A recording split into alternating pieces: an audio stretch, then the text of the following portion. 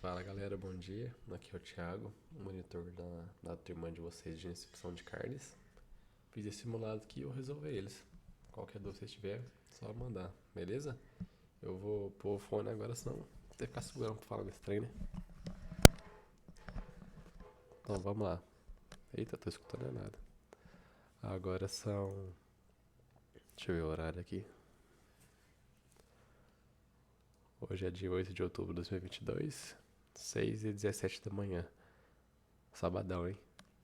Então, caso você esteja vendo esse vídeo daqui, por exemplo, 2 anos, provavelmente vai ter muita coisa desatualizada, né? Então, bora lá. Aqui passa? Passa. A primeira questão é o que é a PPCC? Então, eu recomendo que vocês façam as questões antes de ver a resolução, né? Mas bora lá. E a PPCC é um sistema de análises, abordagem científica e sistemática para o controle, para... Ixi, que letrinha, hein?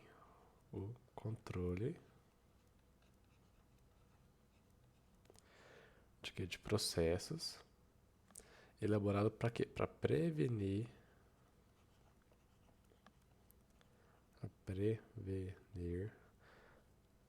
a ocorrência de problemas.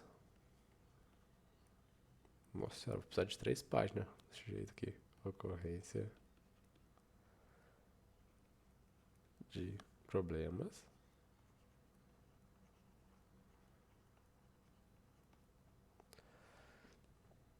Assegurando que esses controles são aplicados em determinadas etapas na quais possam ocorrer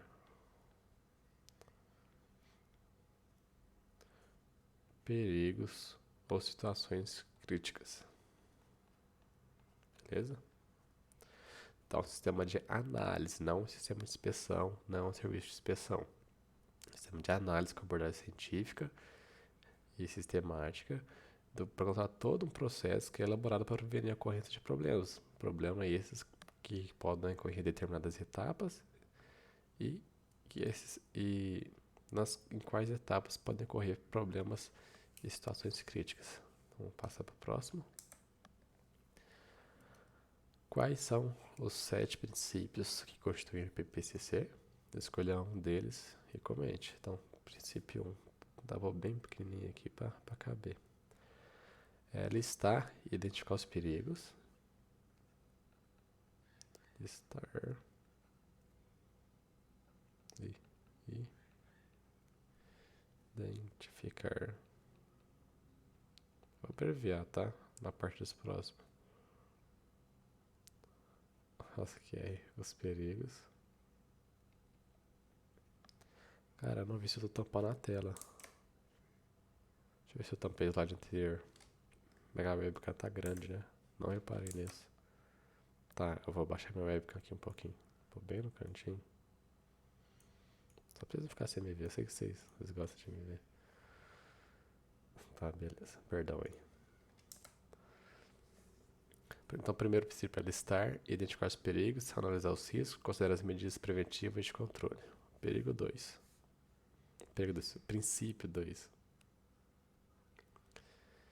Identificar os PCCs e aplicar. As PCCs são pontos críticos de controle. Identificar os PCCs e aplicar a árvore decisória. Identificar PCCs e aplicar a árvore decisória. Isso aqui é um I. Princípio 3. Estabelecer os limites críticos para cada PCC.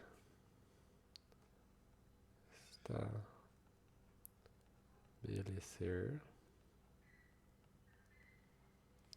os limites críticos para o LC, para cada PCC. Eu fiz caligrafia, tá? Várias vezes. Princípio 4. É estabelecer o sistema de monitorização para cada PCC. Então, princípio 4 é a monitorização. Qual é o princípio 5? É só lembra que o PC é um sistema lógico, então é como se fossem etapas que a gente vai indo. Caso você esqueça, só pensar na sequência que devia ser feito. Depois que monitora, a gente faz o quê? Faz ações corretivas, né? O princípio 5 é estabelecer as ações corretivas. Opa, tem borracha aqui? Tem. Por caneta. Ações corretivas. Princípio 6, depois das ações corretidas, a gente vai verificar. Então, estabelecer os procedimentos de verificação. Nossa, eu nem testei o áudio, né? Espero que esteja dando certo. No princípio 7 é o registro, né? É providenciar a documentação e estabelecer os procedimentos de registro. Esses são os 7 princípios que estão dentro da quinta etapa, que são 12 passos. E a partir do princípio 6, do passo 6, começa o princípio 1, tá? E lembra aqui que tem que comentar sobre um deles. E eu vou comentar sobre o princípio 2. Deixa eu mudar a cor da caneta. Princípio 2. Princípio 2 é identificar os pontos críticos de controles e aplicar a árvore decisória. E o que consiste nesse princípio? Como que a gente vai fazer ele? Consiste a gente fazer uma série de perguntas para cada etapa da elaboração do produto, visando o quê? Visando identificar, igual o próprio princípio já diz, identificar os pontos críticos de controle. Os pontos críticos, na verdade, nesse controle aqui pode confundir vocês. Deixar só o ponto crítico. Então, identificar os pontos críticos. E é necessário todas as informações que tiver para a gente descrever detalhadamente e identificar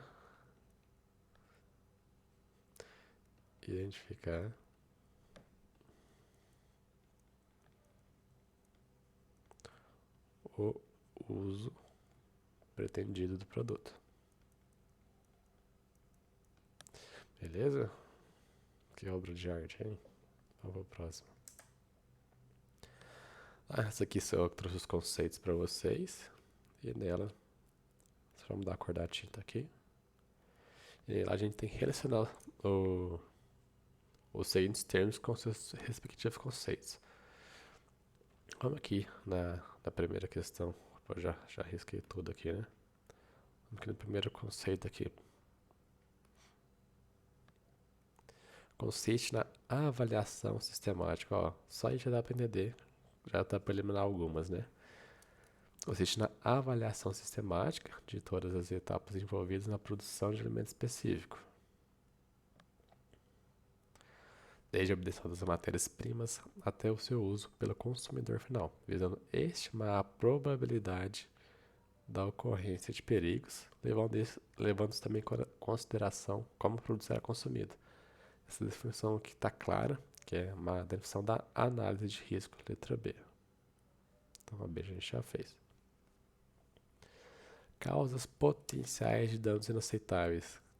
Isso já dá na cara que é perigo, né? Então vamos ler tudo.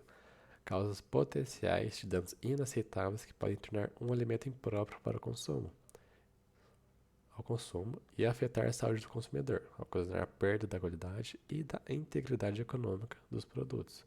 Isso aqui é definição de perigo bem tranquila. A próxima é a probabilidade, ou seja, é o risco da ocorrência de um perigo à saúde pública, da perda da qualidade de um produto ou alimento ou de sua integridade econômica. E aqui é a letra A, definição de risco. As próximas duas, depois no próximo slide, eu vou comentar um pouquinho mais sobre elas, tá? que dá para confundir, que é o ponto de controle e o ponto crítico de controle. De forma geral, tenta pensar que ponto crítico de controle é um ponto de controle, só que bem mais intenso, tá? Então, só de olhar aqui, tipo, mesmo sem saber, você vai ver que a próxima alternativa ela dá uma definição bem mais extensa que a última. Então, se você chutar, por exemplo, chuta que ponto crítico de controle é a definição maior, tá? Não fala pro Marcos que eu falei isso, não. Pelo amor de Deus. Então, vamos lá. Qualquer ponto, procedimento ou etapa do processo ou preparação do produto onde se aplicam medidas preventivas de controle sobre um ou mais fatores com o objetivo de prevenir, reduzir limites aceitáveis ou eliminar os perigos para a saúde, a perda de qualidade e a fraude econômica. Isso aqui é o ponto crítico de controle, tá? A que sobrou é o ponto de controle, mas vamos ler ela também. Qualquer ponto, operação, procedimento ou etapa do processo de fabricação ou preparação do produto que permite o controle de perigos. Beleza?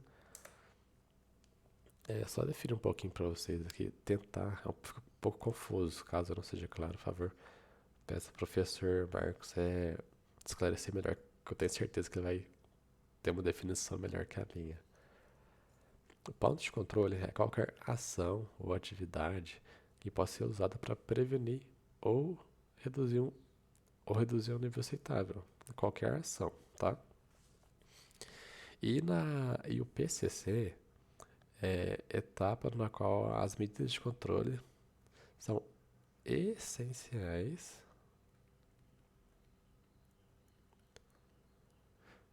para controlar um perigo significativo e são aplicadas.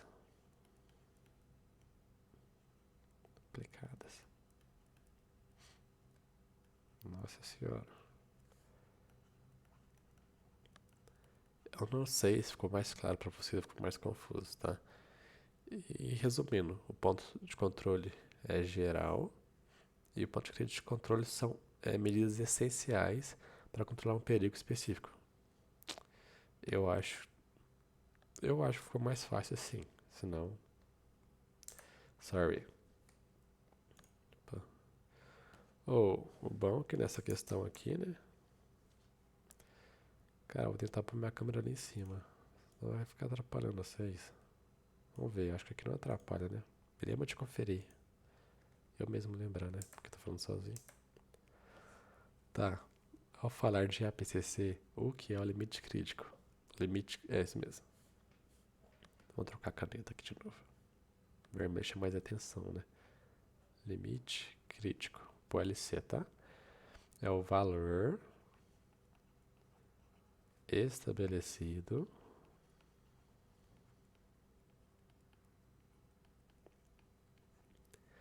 que não deve ser excedido no PCC.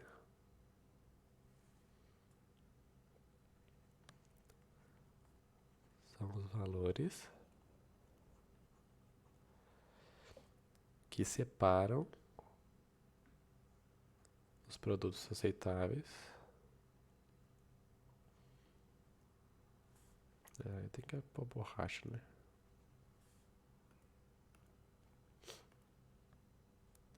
Os produtos aceitáveis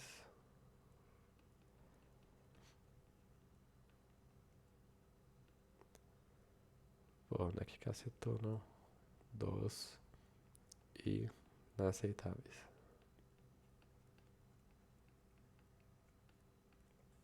Beleza?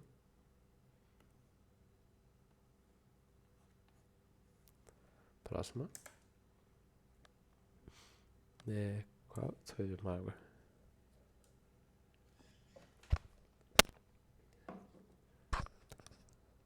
Vamos lá. Qual a diferença entre limite crítico e limite de segurança ou limite operacional, que é a mesma coisa? O limite de segurança, operacional, ele é aqui, mais restrito. Mais restrito que o limite crítico. Em outras palavras, o limite crítico... Peraí. Em outras palavras, ele é o limite crítico, só que mais exigente.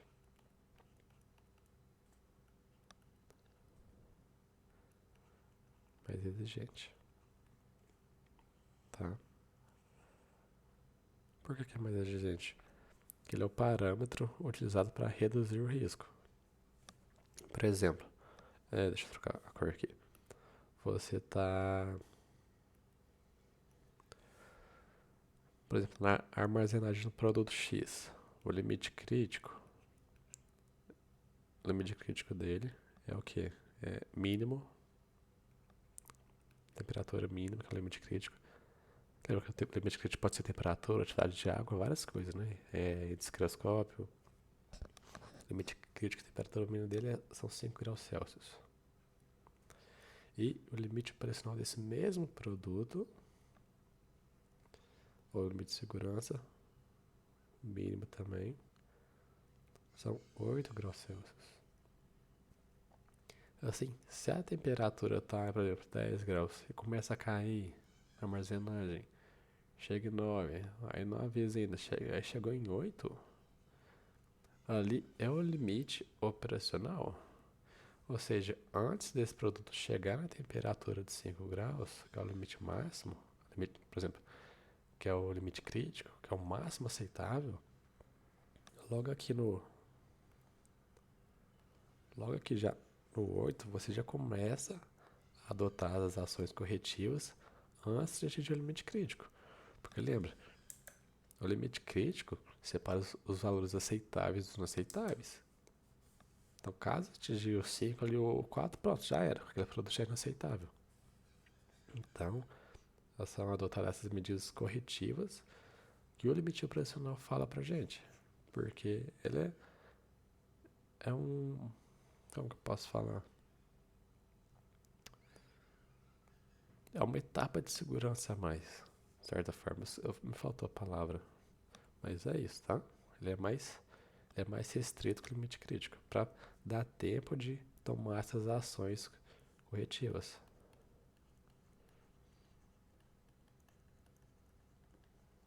Beleza?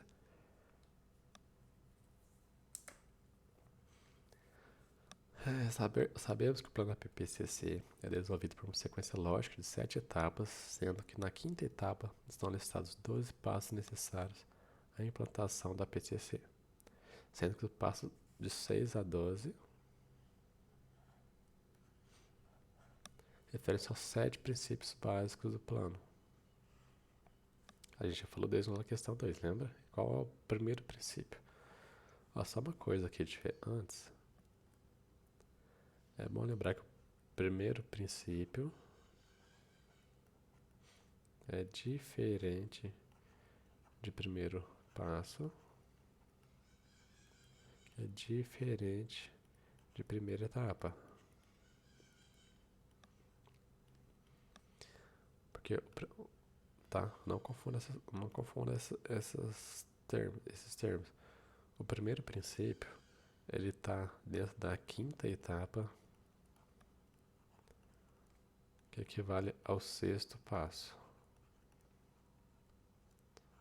O primeiro princípio é esse aqui, tá? Então, primeiro princípio. Qual é o primeiro princípio? Essa foi a pergunta. É listar e identificar os perigos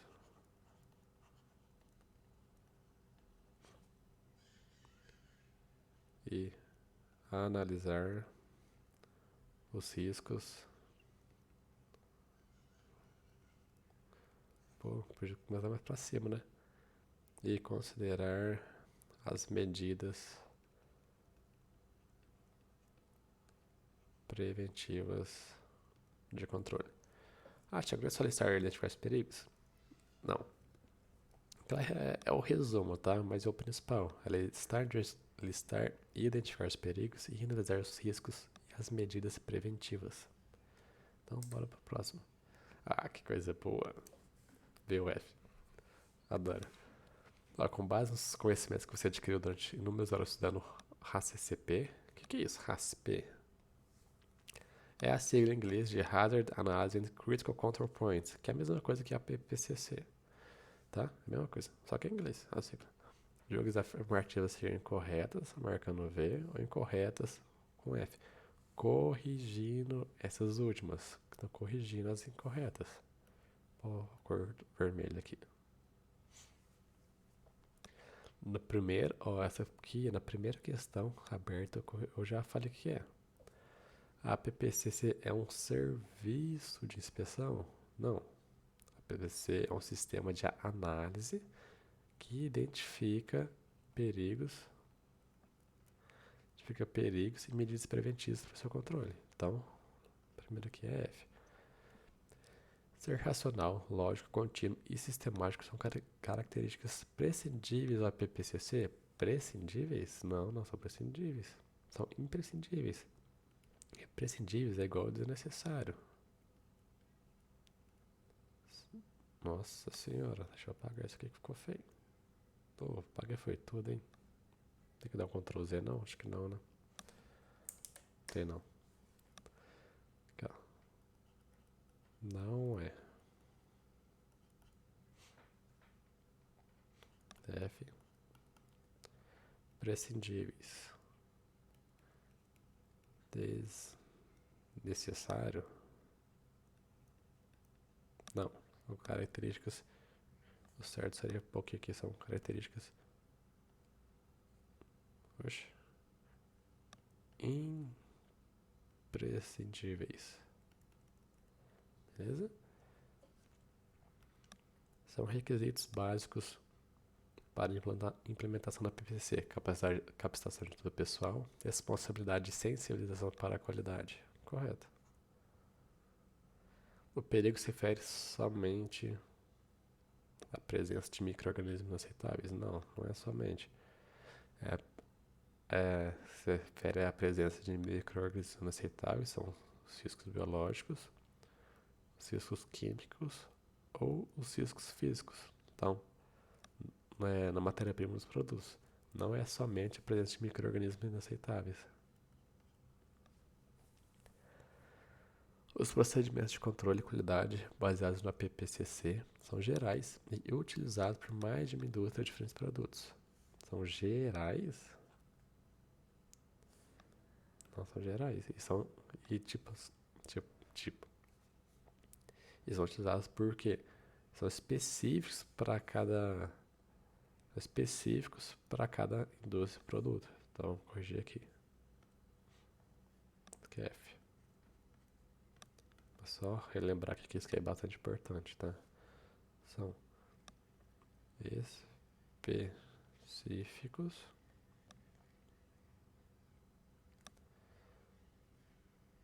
para cada indústria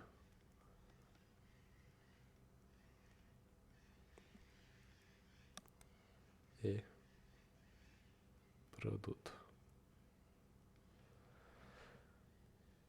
Vocês estão entendendo a minha letra, né? Pelo amor de Deus. Vamos lá, primeira etapa da... etapa. Não foi melhor confundir com o princípio, nem com o passo. Primeira etapa da PCC é a formação da equipe correta. O modo como o produto é utilizado pelo consumidor não deve ser incluído? Deve ser incluído, tá? Deve, tá errada. O controle de insetos e de roedores faz parte do plano PPCC, correto. A atividade de água é um exemplo de limite crítico, correto.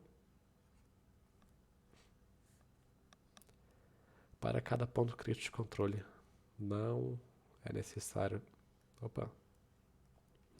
ter estabelecido uma ou mais ações corretivas, de tal modo que o operador do processo esteja autorizado a adotar a questão que achar mais adequada. Isso aqui é um Fzão, né?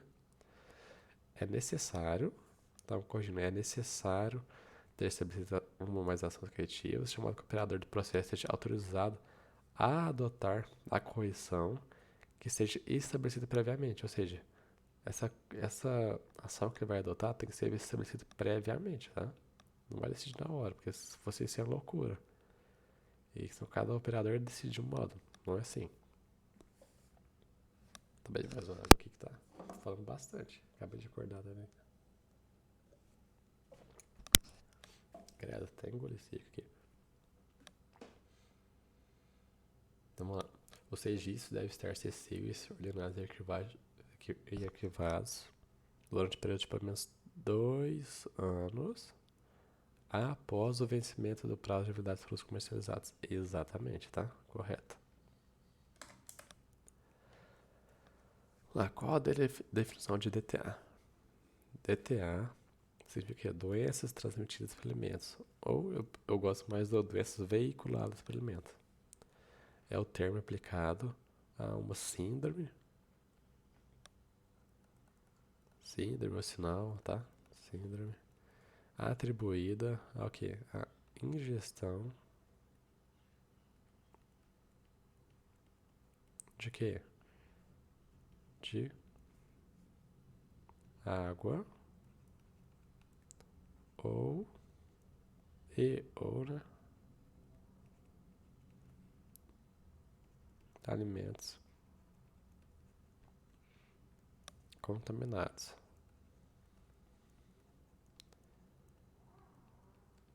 Seja por quê? Seja por bactérias, vírus, parasitas, toxinas ou produtos químicos. São os que eu lembrei que eu acho que são praticamente essas. Vamos para o próximo slide. Próximo, né? Faltou o próximo. Qual o principal modo de transmissão?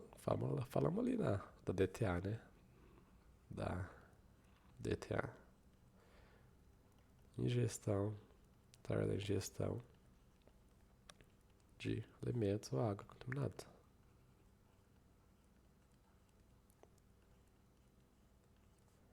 Água contaminados. Beleza? Quais são os 3 agentes etiológicos mais frequentes na ocorrência das DTAs? Olha, eu sei que até 2018 era E. coli, Salmonella e Staphylococcus aureus. Eu acho que teve um que trocou alguma ordem aí. Não vou mentir pra vocês, não lembro de cabeça. Mas sei que são essas 3 principais. Só a ordem não pode estar devidamente correta aqui, tá? Escherichia coli, Salmonella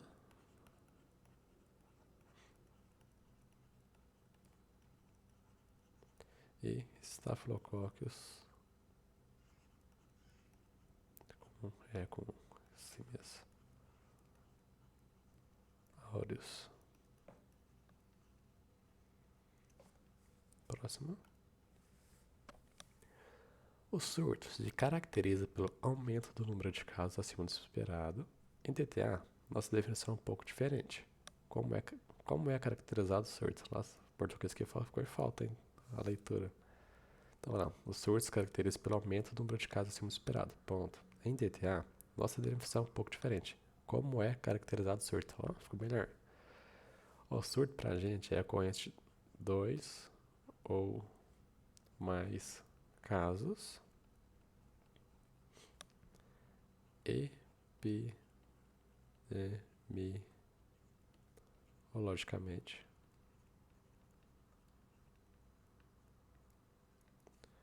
relacionados.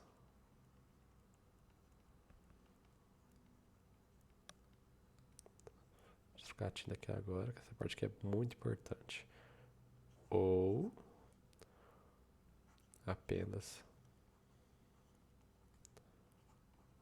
um caso. Para quê? Para doenças raras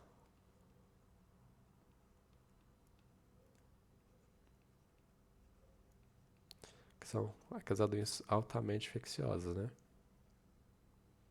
perigosas, pode-se dizer, ou não, para doenças raras. Por exemplo, infecção por Clostridium.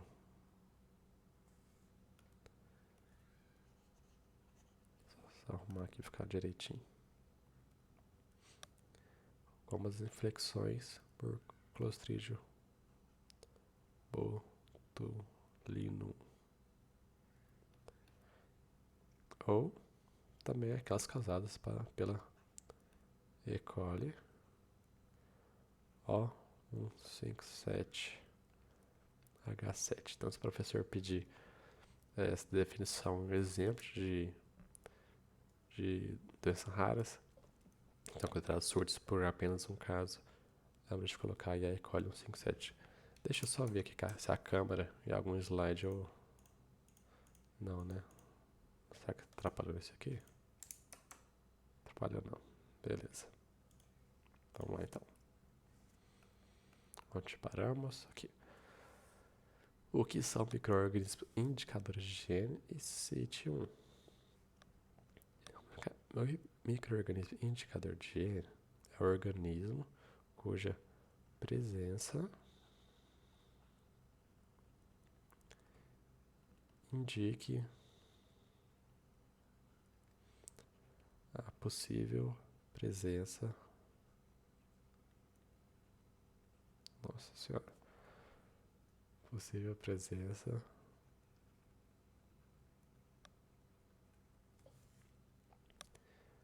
de um patógeno ecologicamente similar. Ecologicamente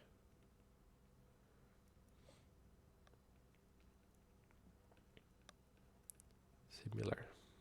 Por exemplo, vou dar um exemplo aqui. A gente está pesquisando o micro-organismo A. A gente faz a pesquisa no alimento do micro-organismo A. Esse alimento que necessariamente não causa doença. Pode causar, mas normalmente não causa, tá? E caso ele for encontrado, se encontrado, isso é mais rápido, né? Que tá um pouco longa essa gravação. Há o risco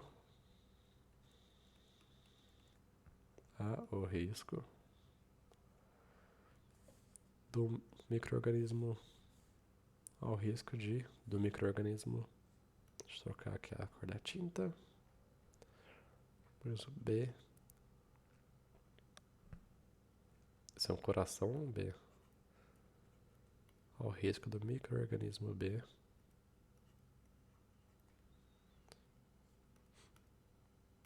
estar presente.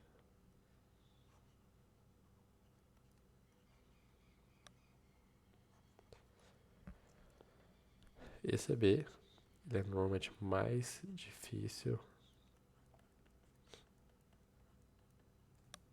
de isolar. Por isso a gente, talvez também é mais patogênico, e por isso a gente usa os micro-organismos indicadores de higiene, beleza? Cite pelo menos 4 características importantes que o micro-organismo indicador deve apresentar. Vamos enumerar aqui então.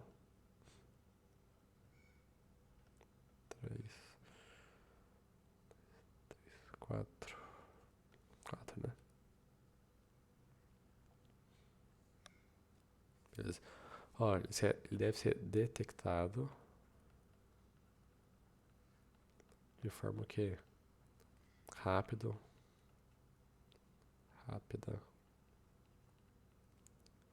e fácil. Ser facilmente diferenciado. Ó, facilmente, tá? Facilmente diferenciado de outros membros do alimento, de outros membros da flora do alimento.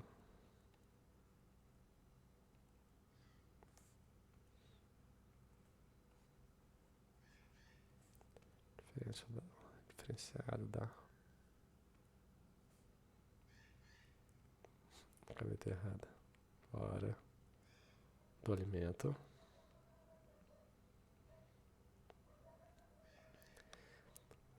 Ele tem que estar presente. Sempre estar presente.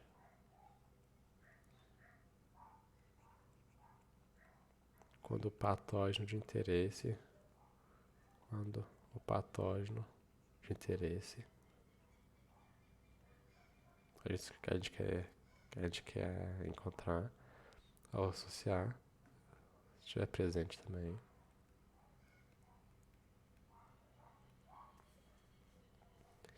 Tem que possuir características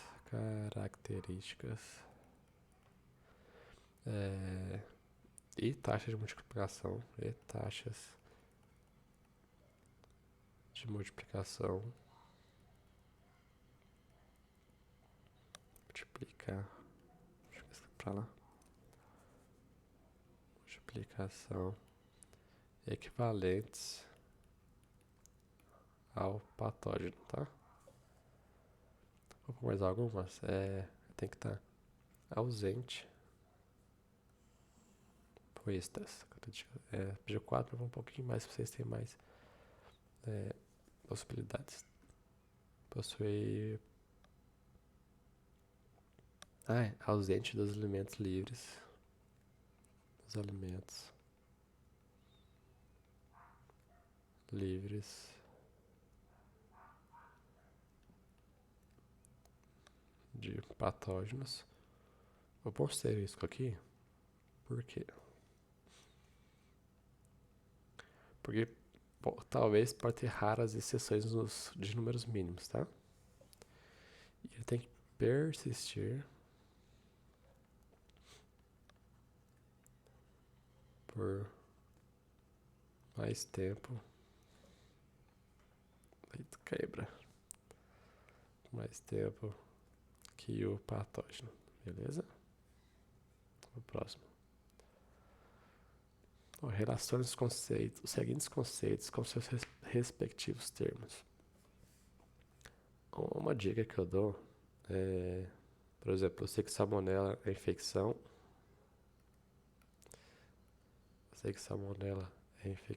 Sei que clostridium botulino é intoxicação, tá?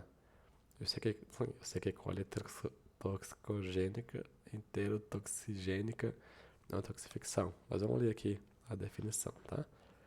São causados pela ingestão de micro-organismos patogênicos denominados invasivos, com capacidade de penetrar e invadir tecidos. Hoje, no quadro clínico característico, mas causados por salmonela.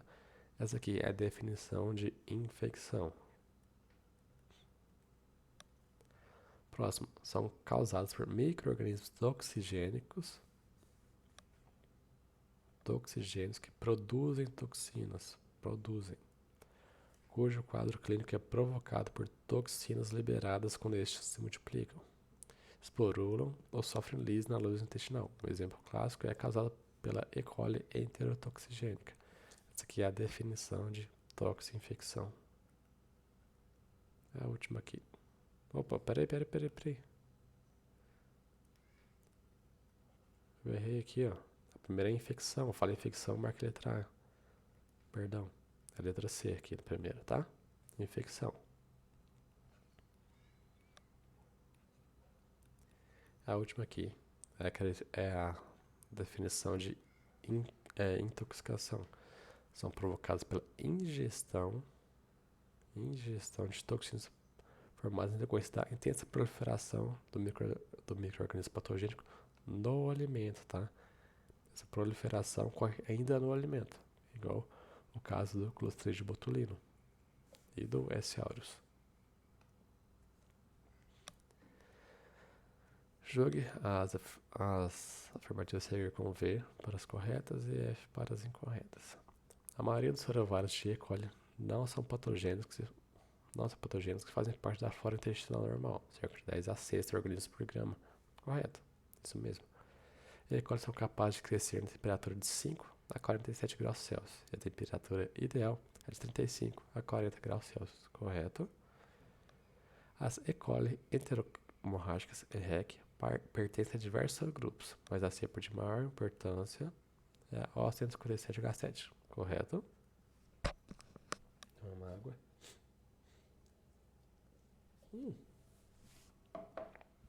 Babei. A ZREC tem duas vias principais de virulência, que contribuem para a doença. O gene que codifica a chegatoxina e os genes da ilhas de patogenicidade ali. Exatamente. A Listeria monocytogenes é um vírus. Vírus, sério. Gram positivo? É gram positivo, mas não é um vírus, é uma bactéria. A pasteurização é suficiente para desferir a Listeria? Sim. A Listeria monocytogenes não possui capacidade de produzir biofilmes. Não possui? Lembra o professor? Aula de segunda retrasada, passada. Não se lembra a data, mas é falso. Ela possui capacidade de produzir biofilmes. Continuação. S. aureus são entre os patógenos mais relacionados a surtos de intoxicação alimentar, sendo o leite e derivados lácteos os alimentos mais associados a essa ocorrência. Exatamente. S. aureus são micro-organismos mesófilos, sim. Apresentam pequena faixa de temperatura, não. É ampla. Uma ampla faixa de crescimento entre 7 e 48 graus Celsius. Essa aqui é falsa. As salmonelas estão amplamente distribuídas na natureza, tendo como principal reservatório o trato gastrointestinal de animais de sangue quente e frio, correto? A principal forma de eliminação da salmonela pelos animais é através das fezes, exatamente. Como as salmonelas formam esporos, elas não formam esporos. São relativamente termorresistentes, podem resistir a temperatura de 60 graus por 20 minutos. O período de incubação do Clostridium perfringens, perfringens não é botulino, é de 12 a 62 horas. Exatamente. Se perfringens é mais tolerante ao oxigênio do que os outros clostrídeos, sim. O botulismo se desenvolve em condições de anaerobiose e elevada atividade de água, sim. É esperado, já que eu tô correndo aqui, só fala mais devagar. Não, nem eu entendo, né? Imagina vocês. A forma vegetativa de C-botulino produz 8 tipos de toxinas que não induzem a proteção cruzada. Não induzem, tá? Fácil. A toxina botulínica é uma endotoxina ativa de ação neurotrópica e a única que tem característica de ser letal por digestão. Sim. O consumo de mel por criança em seu primeiro ano de vida deve ser evitado exatamente por causa do botulino. Próxima. Essa aqui eu gosto. Diante da revolução da inspeção e fiscalização industrial e sanitária no Brasil e suas regulamentações, assinala a alternativa que se apresenta incorreta, tá? Foco aqui. A IN3 foi revogada pela portaria 365, exatamente, de acordo com o inciso 2º, artigo 61, incisos, artigo 61, inciso 2º dessa mesma portaria, foi revogada a IN3. O decreto 9.013, de 29 de março de 2017, dispõe sobre o regulamento de inspeção industrial e sanitária de produtos de origem animal, que disciplina a fiscalização e a inspeção industrial e sanitária de produtos de origem animal, instituídos pela Lei 12.83 e pela Lei 7.889. Exatamente. Está em conformidade com o artigo 1º, inclusive do próprio RISPA. Vamos para a letra D primeiro. A execução da inspeção da fiscalização do DIPOA, do Departamento de Inspeção de Produtos de Origem Animal, isenta o estabelecimento de qualquer outra fiscalização industrial ou sanitária federal, estadual ou municipal para os produtos de origem animal. Exatamente. Está em conformidade com o artigo 7 do RISPA. Inclusive, é proibida a duplicidade de inspeção. Agora, a nossa resposta letra C é incorreta, mas vamos ver por quê. Os estabelecimentos que obtiveram o selo de equivalência do CISBPOA podem realizar comércio internacional. Tá errado. Somente os produtos com selo do CIF podem realizar comércio internacional, de acordo com o artigo 4 do RISPO-A. Beleza? Para a próxima. Ixi, aqui o bicho pega, hein? Você foi contratado para realizar a contagem bacteriana de salmonela presente em 20 centímetros quadrados de uma amostra de peru. Isso aqui é importante. Eu vou marcar o que é importante, tá? Para proceder com a coleta, você utilizou uma esponja de 10 ml de solução salina e ao chegar no laboratório você adicionou mais 90 ml da solução. Com os dados até aqui, o que a gente entende? Que esses 20 centímetros aqui de 20 centímetros quadrados equivalem a 100 ml. Né? Porque na hora da coleta você fez esfregar sua esponja, adicionou 10 ml. E aqui, depois colocou mais 90. Então, 10 mais 90 é igual a 100 ml. E para efetuar a contagem, você utilizou uma solução seriada em tubos com 10 ml, 9 ml de solução salina e 1 ml adicionado de cada amostra, chegando até o tubo 4. Deste último tubo, você tirou 1 ml, isso que é muito importante, 1 ml, para realizar a contagem em placa, obter o seguinte resultado. Então, esse 69 UFC é igual a 1 ml do tubo 4. Qual a contagem total em UFC por centímetro quadrado presente na amostra original? Para resolver, eu vou para a próxima página, tá? Que eu deixei aqui mais menorzinho para a gente vai alternando para a gente ver os dados. Então, o primeiro eu vou fazer a parte do laboratório, tá? Que falou que são 4 tubos. Esquece. Vou desenhar aqui o peru.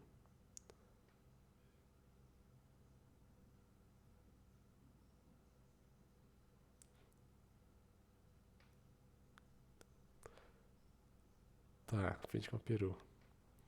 Desse peru, fez esfregaço de 20 centímetros quadrados, certo? E esses 20 centímetros quadrados a gente colocou na solução aqui com 100 ml.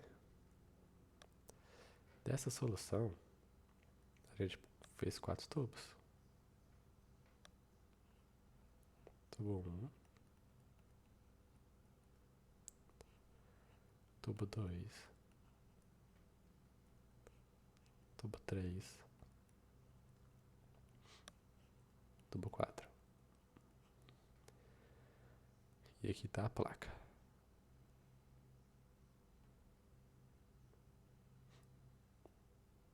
Oh. Beleza.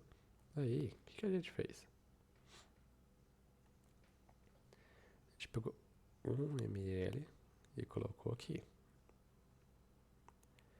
E esse 1 ml aqui na contagem deu o quê? 69 UFC. Ou seja, em 1 ml tem 69 unidades estimadoras de colônia. Para saber em 1 ml, e no tubo tem 10 ml. São 10 ml em cada tubo. Que é 1 de salina. 1 ml da amostra. Mais 9 de salina. Tá? Total 10 ml por tubo. Então, para a gente saber quanto é no tubo total, a gente multiplica por 10. Então, no tubo 4, o total são 690 UFC. Mas no tubo 4, esse 10 ml, que equivale a 290 UFC, equivale a 1 ml do tubo 3. Ou seja, em 1 ml do tubo 3, tem 690. A gente multiplica por 10 de novo, vezes 10, para saber quanto tem em 1 ml. Estou tampando aqui ou não? Tá. A gente multiplica por 10. Deixa eu apagar, senão vai ficar confuso. Para saber quanto tem em 1 ml do tubo 2. Então aqui no tubo 2 tem 6.900. Acrescenta um zero. Também, ao invés de multiplicar, só você vir acrescentando um zero por tubo, tá? Então, em 1 ml do tubo 2 tem 6.900 UFC. Multiplica por 10 de novo. No tubo 1, a gente vai ter 69.000 UFC. Tá, mas a gente não para aqui. Lembra que a gente pegou esse 1 ml aqui da imersão que a gente fez da amostra? Então tem que multiplicar por 10 mais uma vez. Que aqui então, nessa solução aqui, 1 ml equivale a 69.004 zeros. 690.000 UFC. Beleza. O que eu quero com isso? Vou voltar no slide anterior. Ufa, não tampei. Se fosse para determinar qual a contagem total de UFC por ml presente nessa primeira solução, que equivale a 100 ml, a resposta seria I. Mas ele pergunta qual a contagem total de UFC por centímetros quadrados presente na amostra original. Então a gente vai precisar agora desse valor aqui, tá bom? E desse, que equivale a 100 ml, tá? Para saber isso, a gente pode fazer de duas formas. A gente faz 690.000 vezes 100, que é o total da solução em ml, dividido por 20 centímetros quadrados.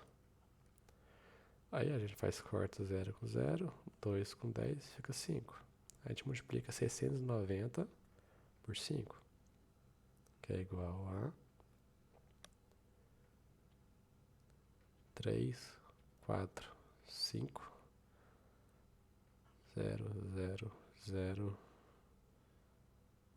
0. Isso aqui vai dar o quê?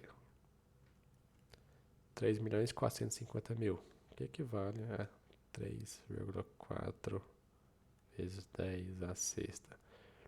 Tem outro jeito de fazer também que eu fazia na página anterior, tá bom? Igual o Marcos mostrou na sala. Se, fazendo a regra de 3,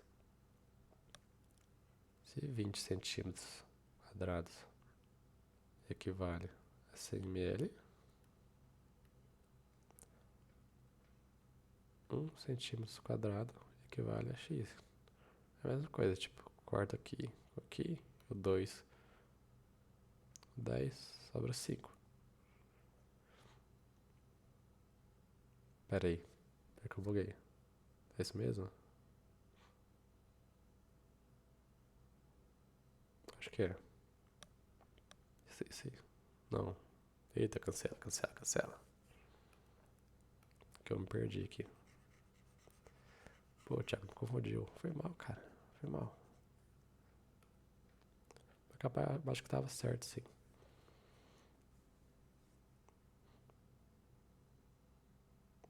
Tá, pera aí que me deu branco agora. Deixa eu pausar aqui. Que eu já fiz essa questão. Vou pegar minha anotação ali. Voltei, vamos lá? Tava certo, velho. Do jeito mesmo. É só a gente pegar aqui os... Deixa eu pegar a caneta. É só a gente dividir esses 100 ml por 20 centímetros quadrados. Que vai dar o quê? 5. Que vai dar 5 ml por centímetro quadrado. Então, a gente pega lá nossos 690.000 e multiplica por 5. Que vai dar a mesma coisa, 3,4. Já tô... Vou fazer por etapa, tá? Aqui vai dar 3.400... 3 mil não.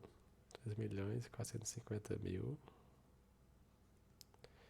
Que isso transformado a gente volta aqui, ó. Aqui, ó, não mostrei na outra vez, vou mostrar agora. A gente volta aqui.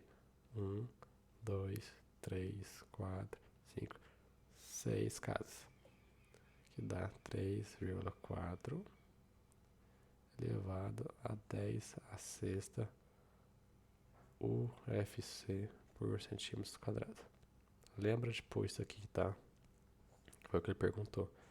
Se você colocar só na prova 3,4 vezes 10 a sexta, 10 a sexta o quê? Essa questão vai estar parcialmente correta.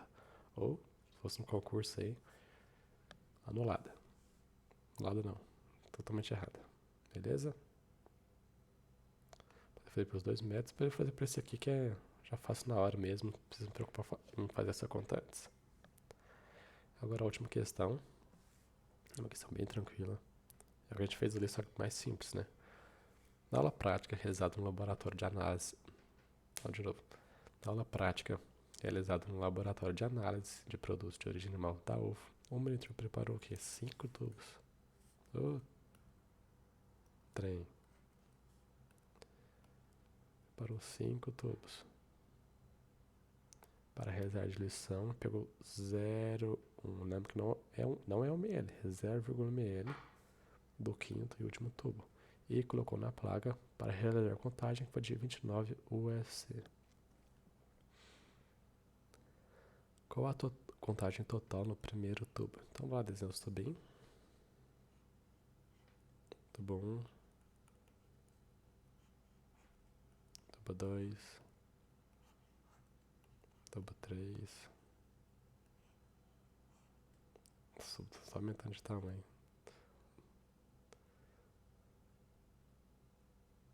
Tubo 5.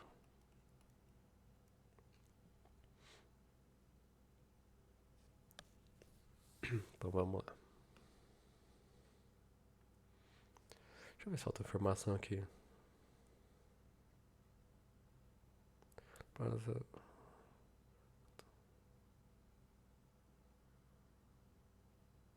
Tá, falta informação, mas vamos supor que era pra ter escrito ali, erro meu. Cada tubo igual no outro tem 10 ml, tá? 10 ml totais. 10 ml e 10 ml, beleza? Aí, falta desenhar a placa. Aqui na placa,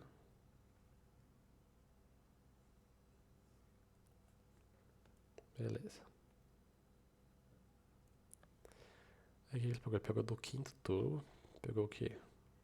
0,1 ml.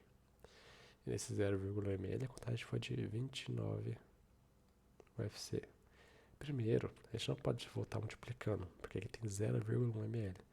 A gente precisa subir enquanto tem 1 ml.